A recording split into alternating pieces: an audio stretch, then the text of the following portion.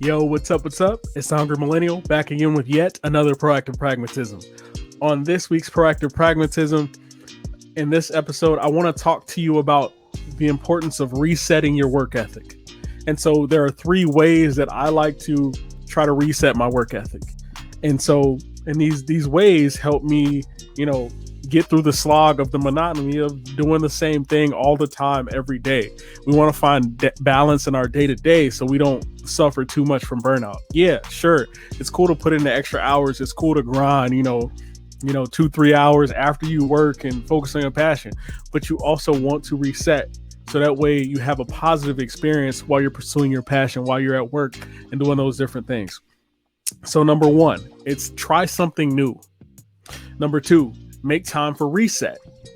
And number three, be vigilant of positive habits that others have that can help you reset as well.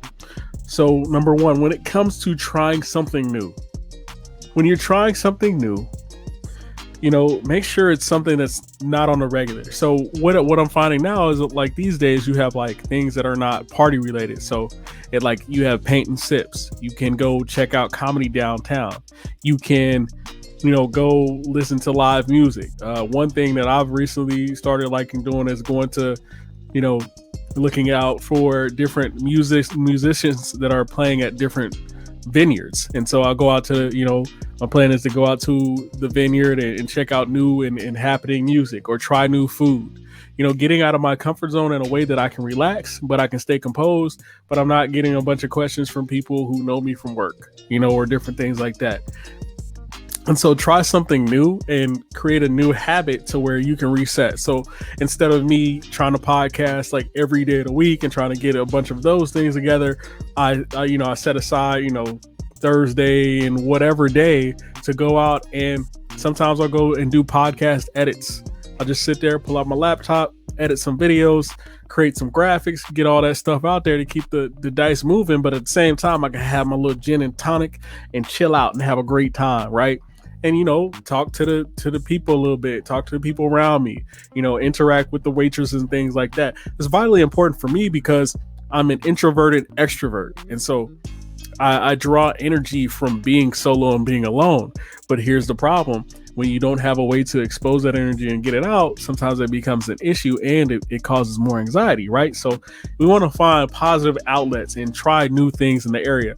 One thing that recently happened here in Champaign is they opened up an axe bar. So that's something cool. If you're into axes and you want to help out with self-esteem, there are, axe bars popping up all around the country. And so that's an awesome way to get away from things and manage and get out of that bubble that COVID created for you, right? And so the next thing is make time for reset. So be realistic. It doesn't have to be a vacation. If you don't have vacation days, don't waste your money days when you could be relaxing, doing something positive. And at the same time, when you're making time for that reset, don't overdo it. Don't get too wasted to where you can't get back on Monday. Set parameters. Hey, I'm going to have 1 or 2 drinks at this bar, and then I'm going to start drinking water.